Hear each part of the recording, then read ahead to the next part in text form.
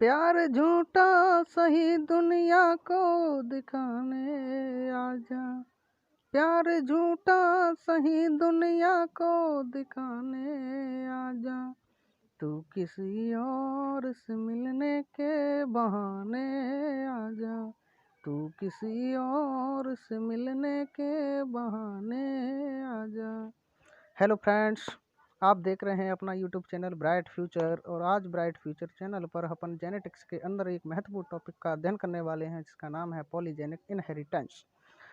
तो दोस्तों, यदि आप हमारे यूट्यूब चैनल पर नए हो तो चैनल को सब्सक्राइब जरूर कर लें और वीडियो को लाइक एंड शेयर जरूर करें।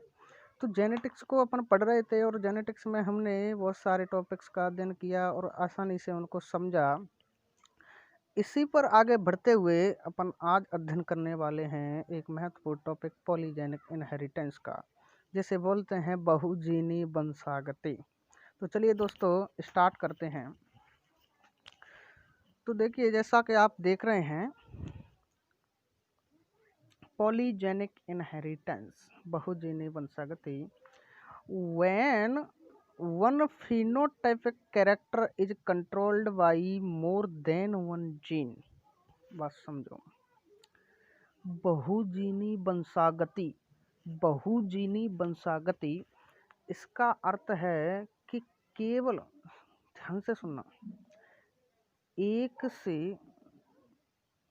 बात समझ में आ रही है ना, केवल एक फिनोटाइपिक कैरेक्टर, केवल एक फिनोटाइपिक कैरेक्टर को एक से अधिक जीन नियंत्रित करें।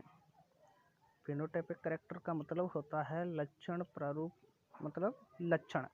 केवल एक लक्षण को, किसी जीव के केवल एक लक्षण को निर्धारित करने वाले जो कारक हैं, जिसे अपन जीन कहते हैं, तो एक लक्षण को निर्धारित करने वाले कारक अर्थात जीन एक से अधिक हो, एक से क्या हो, अधिक हो, तो उसे अपन क्या कहेंगे, पॉलीजेनिक, पॉलीजेनिक इनहेरिटेंस। बात समझ में आ गई क्या?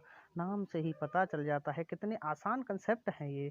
साइंस तो बहुत ही आसान है, मज़ा आ जाता है, मज़ा आ जाता है। तो देखिए दोस्तों, पॉलीजेनिक इनहेरिटेंस अर्थ है एक लक्षण की वंशागति के लिए केवल और केवल, सॉरी, एक से अधिक जीन क्या हो, आवश्यक हो। एक से अधिक जीन उत्तरदायी हो, किसके लिए? केवल एक लक्षण की वंशागति के लिए। ये बात समझ में आ गई? पुनः बता देता हूँ। केवल एक लक्षण की वंशागति के लिए एक से अधिक जीन उत्तरदायी हो, तो ऐसी जीन पॉलीजेनिक जीन, और ऐसी कंडीशन क्या कहलाती है? पॉलीजेनिक इनहेरिटेंस, बहुजीनी वंशागति। आई होप आपकी समझ में ये बात आ गई होगी कि क्या है पॉलीजेनिक इनहेरिटेंस। बात समझ में आ गई है? ठीक है सर, आपने ये तो बता दिया।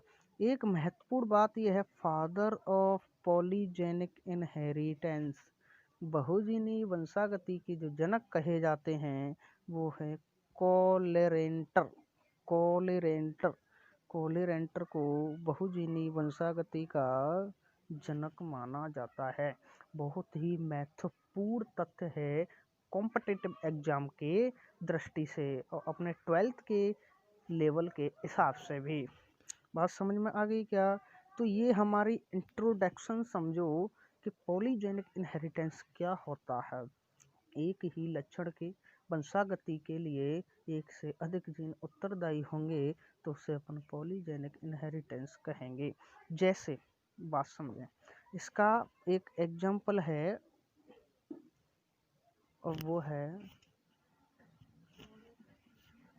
मनुष्य की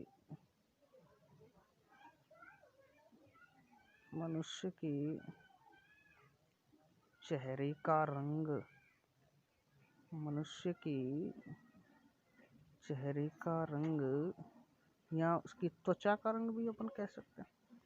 मनुष्य की त्वचा का रंग या उसके चेहरे का रंग, ये उसका एग्जाम्पल है। तो लक्षण तो एक ही है, लक्षण तो एक ही है मनुष्य की चेहरे का रंग। लेकिन दोस्तों इस लक्षण की वंशागति के लिए जनक से जब यह लक्षण उसकी संतति में वंशागत होता है तो उसकी वंशागति के लिए जो जीन उत्तरदायी होते हैं, जो जीन क्या होते हैं, उत्तरदायी होते हैं, वो 3 जीन होते हैं। कितने? 3 जीन इस लक्षण की वंशागति के लिए उत्तरदायी होते हैं।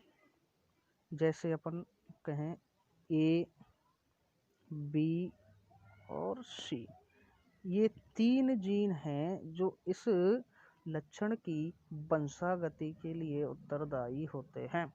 बात समझ में आ गई क्या? इसीलिए ये क्या है, एक बहुजीनी वंशागति का महत्वपूर्ण क्या है, उदाहरण है। तो समझते हैं किस प्रकार से। तो ये जीन है ए बी सी और ये हैं इसकी लक्षण के प्रभावी जीन। ये क्या है, लक्षण के प्रभावी जीन। और इसी लक्षण के अप्रभावी जीन जो होंगे वो होंगे स्मॉल ए, स्मॉल बी और स्मॉल सी। बात समझ में आ गई क्या? बात समझ में आ गई क्या? कैपिटल ए, कैपिटल बी और कैपिटल सी, ये हैं प्रभावी लक्षण, प्रभावी जीन। और स्मॉल ए, स्मॉल बी और स्मॉल सी, ये हैं उसी लक्षण के अप्रभावी जीन। ये आपकी बात समझ में आ गई होगी। जब जनकों के मध्य में क्रॉस कराते हैं, जब जनकों के मध्य में संकरण कराते हैं, तब जो संतति उत्पन्न होगी, जब संतति में ये जो लक्षण जाएगा तो उस लक्षण किस प्रकार संतति में जो वंशागत होंगे उसकी अपन क्या करेंगे, अध्ययन करेंगे। तो देखिए आगे, ये देखो कैपिटल ए, कैपिटल बी और कैपिटल सी, ये सभी प्रभावी जीन हैं, ये सभी प्रभावी जीन हैं। और प्यूर रेड कलर है, प्यूर रेड है, अतः चेहरे का रंग पूरा कैसा है, रेड है, गोरा नहीं है, गोरा नहीं है, भूरा है, बुरा है, कैसा है, बुरा है। अब इधर देखिए स्मॉल ए, स्मॉल बी, स्मॉल सी, और इधर क्या है, वाइट है, ये गोरा है, ये क्या है, गोरा है, इसका चेहरा कैसा है, गोरा है। क्यों है? क्योंकि सर प्रभावी जीन इधर है ही नहीं, प्रभावी जीन तो इधर है ही नहीं, इधर तो है प्रभावी, ये तो अपना प्रभाव दर्शा रही हैं। और चेहरा कैसा है, बुरा है, बुरा है, लेकिन इधर कैसा है बताओ, वाइट है, ये गोरा है, ये कैसा है, गोरा है। जब एक भूरी संतति, ठीक है ना, मानिए ये मादा है और ये आपका क्या है, नर है, ये मेल है, ये फीमेल है, और दोनों के मध्य क्या कराया जा रहा है, क्रॉस कराया जा रहा है। तो जो पहली कंडीशन आएगी तो वो क्या आएगी, ये आएगी capital A, small A, capital B, small B, capital C, small C. इसमें मीडियम रेड मतलब ये है, ना तो वो गोरा होगा ना ही ज़्यादा भूरा होगा, मध्यम कलर होगा। कैसा होगा, मीडियम कलर होगा। बात समझ में आ गई क्या? बात समझ में आ गई क्या? हाँ सर समझ में तो आ रहा है, आ रहा है तो समझते रहो, समझते रहो। अब जब अपन इसे अपन F1 पीढ़ी भी कह सकते हैं, F1 जनरेशन भी कह सकते हैं। जब इसका सेल्फ फर्टिलाइजेशन करा देते हैं, स्वयं निषेचन करा देते हैं, तो आपको कंडीशन ये देखने को मिलेगी। देखिए जब इनका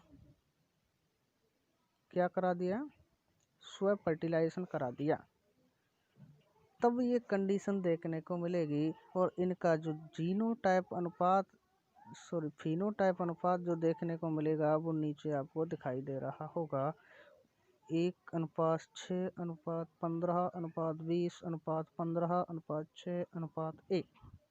ठीक है ना। हाँ, हमने जब डाई हाइब्रिड क्रॉस पढ़ा था दोस्तों, वहाँ पर हमने जब चेकर बोर्ड के माध्यम से समझाया था, तो वहाँ से गैमेट्स बनाना हमने सिखाया था। तो ये इनके जो गैमेट्स बनेंगे वो सेम सेम बनेंगे, 8 गैमेट्स ये बनेंगे और इसके भी ये इतने ही गैमेट्स बनेंगे।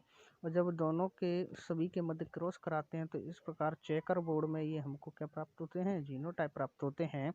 और इसके आधार पर हमें जो लक्षण प्रारूप अनुपात प्राप्त होता है तो वो क्या ध्यान दें, 1:6:15:20:15:6:1 प्राप्त होता है। हमने एक लक्षण को निर्धारित करने के लिए 3 जीन लिए थे। बात समझ में आ गई क्या? यहाँ कितने जीन थे? 3 थे।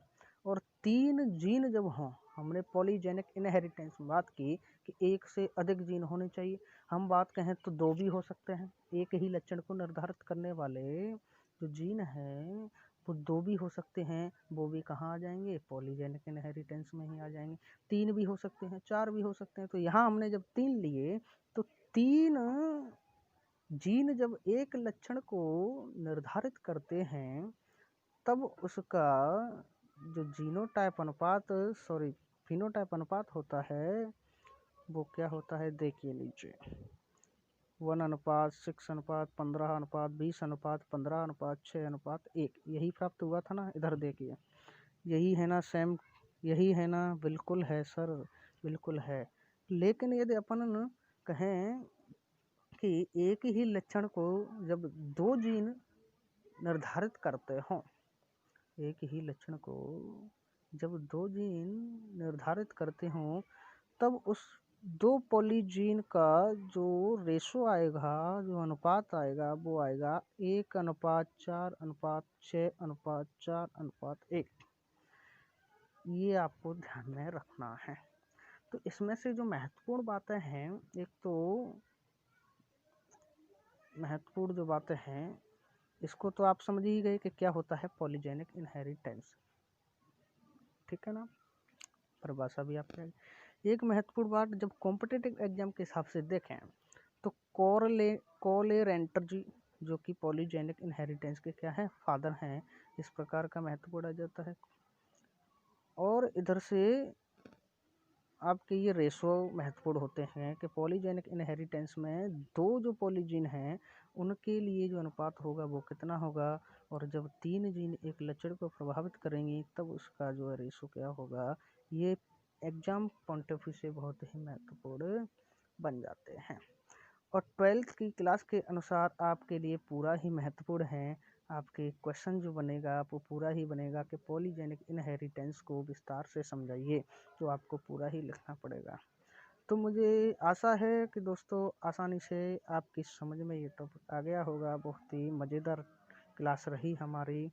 तो आज के लिए बस इतना ही, और बाद में अगली क्लास में बात करेंगे अन्य टॉपिक की। और जो दोस्त हमारे नए हैं वो इस क्लास को लाइक करें, ज़्यादा से ज़्यादा शेयर करें, और चैनल को सब्सक्राइब करके ही जाएं दोस्तों, चैनल को सब्सक्राइब करके ही जाएं, जिससे कि हमारा भी कॉन्फिडेंस ज़्यादा बढ़े और हम भी आपके लिए ज़्यादा से ज़्यादा और नई नई वीडियो बनाकर अपलोड करें। धन्यवाद।